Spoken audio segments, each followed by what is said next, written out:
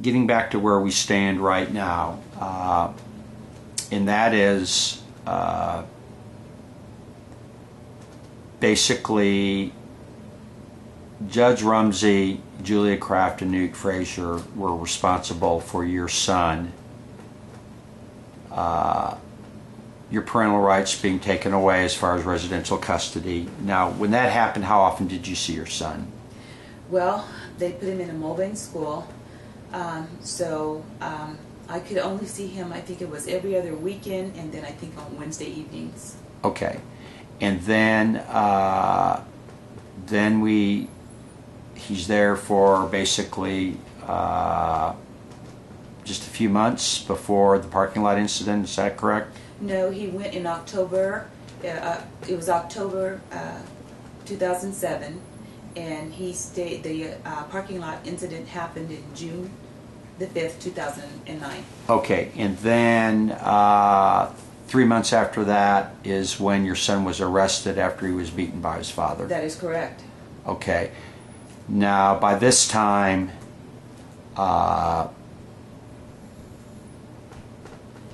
you know, the responsibility for your son's problem at his dad's house, and really the problems that he was having at Muvane, were really due to Judge Rumsey and to Julia Kraft, who had a responsibility to protect the best interest of your son. They failed my son. Okay. Okay. And then, kind of recapping, there was a 14-month delay from the parking lot incident to the trial. That is correct. At the trial, the court-appointed attorney was not prepared. After the trial, the court-appointed attorney, Carl Mon, files a motion basically documenting everything that went wrong in the trial. That motion was never heard. No, it was not. Judge Friedel appoints a new attorney by the name of Lori Shanafield, and that is basically where we were up until about 6 weeks ago. Is that correct? Yes, that is correct. Okay, now we're going to kind of talk about one other thing, and then we're going to talk about what Lori Shanafield has done or should do. But when did Lori Shanafield first start providing legal counsel to your son? It was at the end of October, so it was after my son, after the October the 12th, 2010, of course, hearing date that we were scheduled for, and then she came in, I think it was either the 18th or it was a few days after that. Okay, and then and at that point in time, was your son already out of incarceration for 4 days and staying with your... No. The first thing she did was she marched in, and we were in a room with my son in before you go into court, and she just marched in the room and just looked at me and my family and ordered us out. That was the very first meeting with your son. She didn't say hi. She said, out, I want time to speak with my client. That's how she... Okay, that was the first meeting. Now, at that point in time, though, had your son, he had already been arrested and released, though, is that correct? No, he was, at her particular time when she came in, that's when the judge released him to my sister and her husband.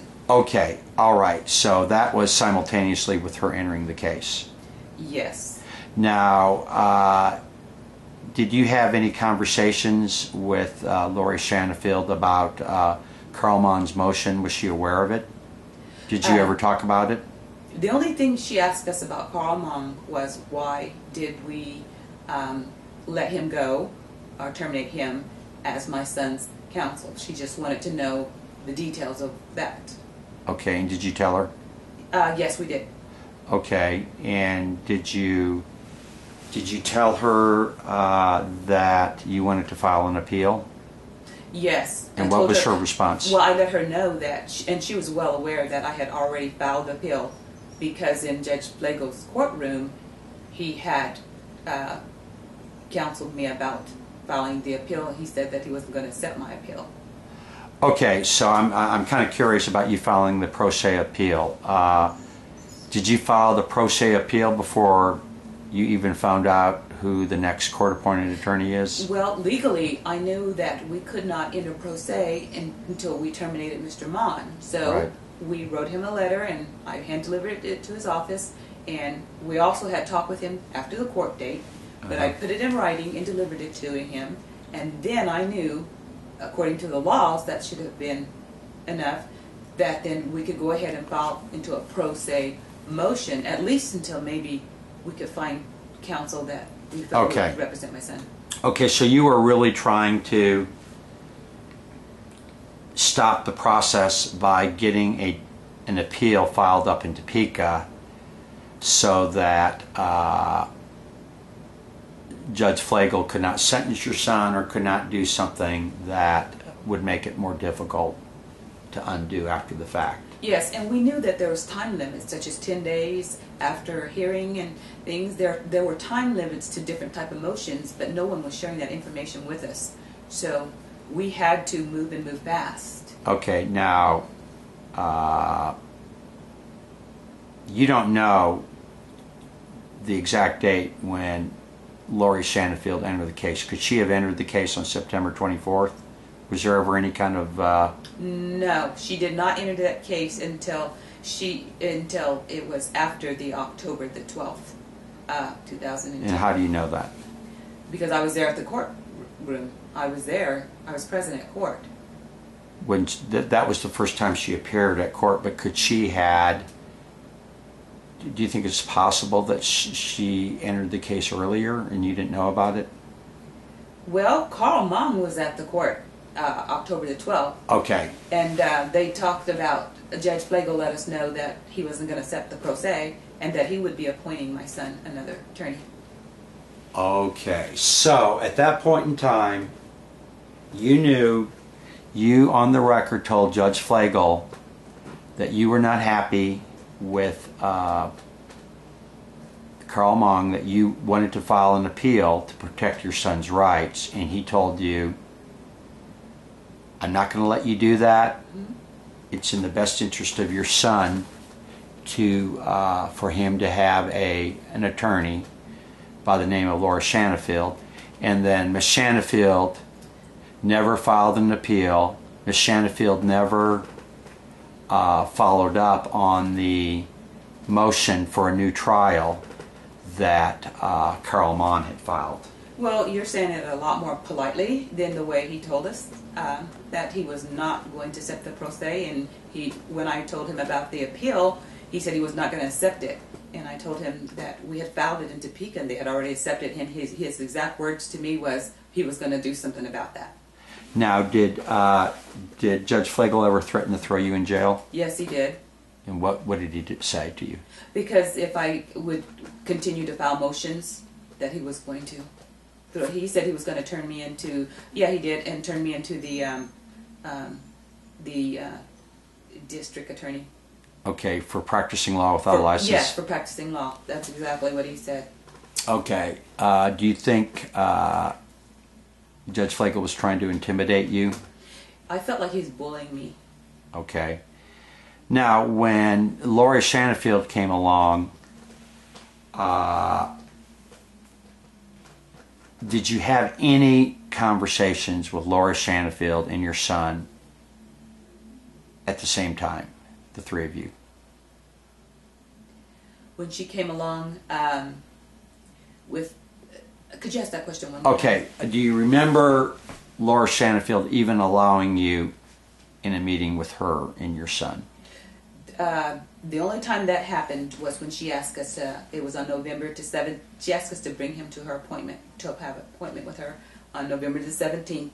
and it was my sister, Bertha Patrick, and myself and my son, and she talked directly, basically, to my son. She asked us to, she only visited with us for probably 5 minutes, and she asked us to leave the room because she wanted to spend time with her client. Okay, all right. So really it was just more of a formality. Okay, I thank you for bringing him here. I'm going to give him legal counsel, and I don't want you around when I'm talking to him. Yes. Okay, now, so... And she did make the statement to me that she represents my son. Okay, okay. Now, did Lori Shanafield file any motions with the Court of Appeals to have your motion for an appeal vacated? Yes, she has. Okay. Now, did you talk to your son? Well, let's back up a little bit. Your son had the appointment with Lori Shanafield, and did you talk to your son after the appointment about what was discussed, or? That was on November the 17th, and my son was acting strange. He was nervous, anxious. He was having problems sleeping with he was at my sister's house. He kept constantly talking about this guilty plea. She wanted him to take a guilty plea. She wanted him to take a guilty plea. He was in turmoil. Okay, now this was a guilty plea on pointing the gun at his father, That's correct.